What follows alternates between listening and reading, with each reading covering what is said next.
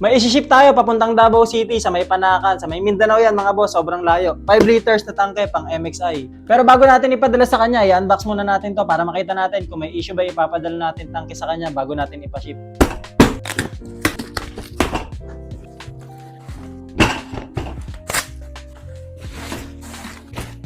Ito yung tangke na ipapadala natin sa kanya. Pang MXI ito, plug and play lang lahat. 5 liters or 5.1 liters ata to, nakalimutan ko na. Basta mas malakas siya sa stock natin. At plug and play lang to, ayun yung pinakamahalaga. Yung stock fuel cap dito, pwede mo isalpak lang din. Tapos yung stock fuel pump, plug and play lang din. Tapos mismong tangke doon sa may chassis, plug and play lang din. Ito na yung last stock natin ng MXI na tangke. Hindi ko lang sure kung meron pa dahil marami pa kasi akong box sa baba at hindi ko pa naiisa-isa kung meron pa. Yung MX carb natin siguradong wala na talaga dahil naipaship ko na yung last stock natin. Pero kung gusto nyo pang umorder, PM lang kayo sa akin dito sa page natin, MerbsMotoPH, pati dun sa TikTok natin. At gagawa natin ng paraan para makakuha lahat ulit.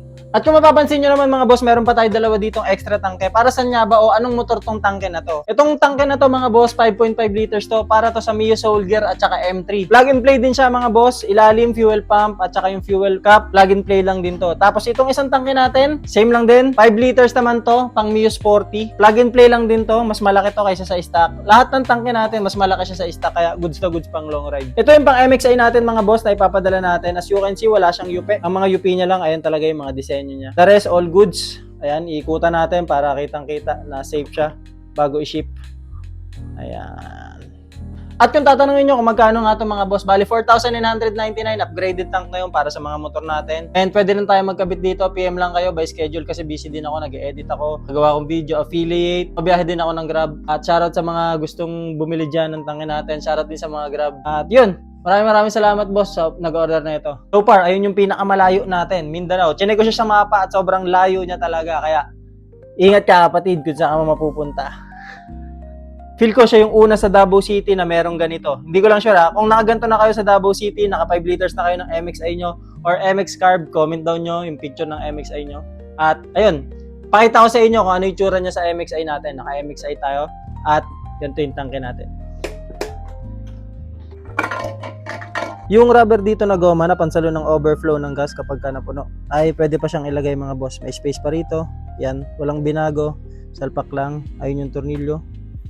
Pati dito, walang nilift, walang or kung ano man, salpak lang. Yan.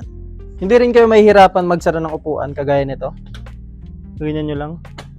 Nag-click na, di ba? Tapos ako nga pala, pahabo lang dahil gusto ko to at matagal ko na tong inisip-isip. Mamimili ako sa lucky share natin dito sa video na to at sa nag-comment na Dan. Siyempre dapat yung motor mo is ganito dahil pipili ako at lalagay ko siya sa comment picker, lalagay ko yung mga pangalan nyo doon. At kung sino yung manalo ng tangke na dapat appropriate dun sa motor nyo talaga, bigyan nyo ako ng proof sa comment section na na-share nyo to at saka yung motor nyo, papamigay natin to sa inyo. Irarapol natin yan para patas.